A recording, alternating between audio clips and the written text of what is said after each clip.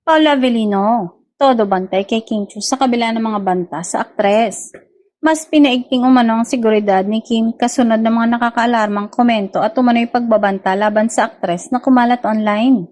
Matapos makarating sa kanyang supporters ang ilang pahayag na itinuturing nilang lumampas na sa karaniwang pambabatikos, marami ang nanawagan na maging mas maingat si Kim lalo na sa kanyang mga public appearances.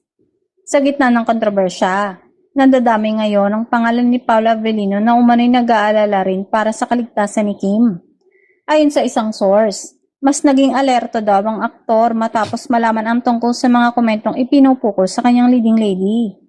Ayon pa umano, nagpadagdag daw ng bantay si Paolo para masiguro ang seguridad ni Kim lalo na habang abala sila sa kanilang mga proyekto at may mga pagkakataong kailangan nilang mag-shoot sa iba't ibang lugar.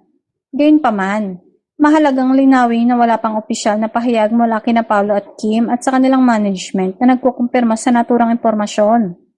Hindi rin nakapagtataka na bakit nag-aalala ang Kim Pao supporters. Kilala si Kim sa pagiging approachable sa kanyang fans at madalas siyang nakikitang nakikisalamuha sa publiko.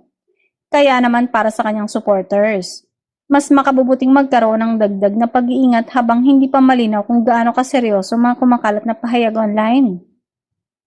Samantala, patuloy na umaasa ang fans na hindi maapektuhan ng issue ang trabaho ni Kim at Paolo. Sa halip, nais nilang masiguro na may sapat na seguridad ang dalawa, partikular na si Kim habang nagpapatuloy sila sa kanilang mga commitment at shooting.